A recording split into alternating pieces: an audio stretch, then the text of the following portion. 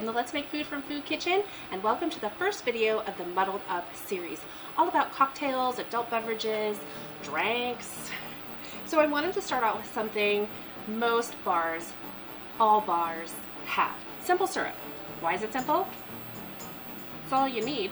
So while I talk, I'm going to get this going. This is 1 cup of water, and I want it to simmer at the very least.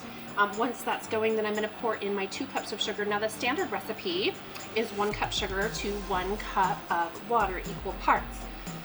The simple syrup is thicker if you use more sugar. So you can go 1 cup water, 1.5 cup sugar, 1 cup water, 2 cups of sugar. It's going to go a little bit further when it's thicker and sweeter, but I like it thicker because it's easier to rim the glasses with it because it doesn't drip off as fast. So when you're making a martini and you have the sugar or the salt on the rim, simple syrup's typically what they use, that or lemon or lime juice or something, depending on the drink, because you don't want to use simple syrup if you're making a margarita. You want something like lemon or lime juice because it's salt. Alright, this is already going. I'm just going to whisk this in here. And that was just organic cane sugar. It wasn't brown sugar. I don't look like brown sugar. Organic cane sugar, and it's going to look different than you're used to seeing because it's going to be brown, and most of what you see is clear. That's usually just standard sugar, and that's why it's white. But I don't care about the color, I care about quality. So, other things that people use simple syrup for, believe it or not, is baking. They use it on cakes, and I'm not a baker. I don't really make cakes, so I'm not quite sure, and I'll look it up. I promise I'll learn why they use it in cakes.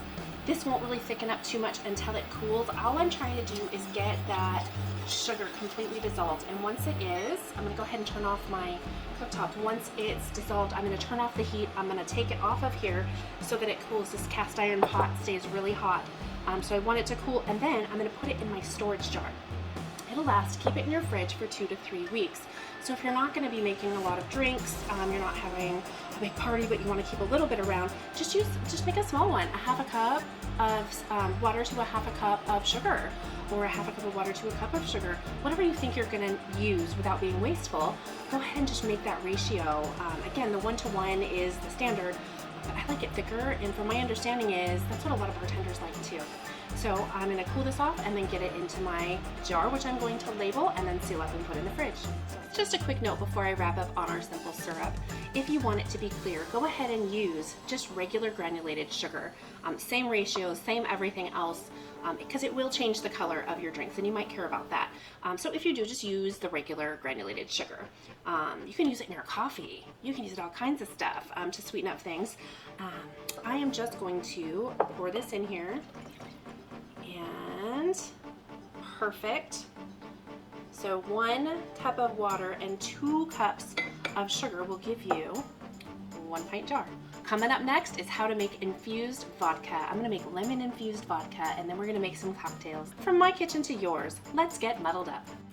That's one boy puppy.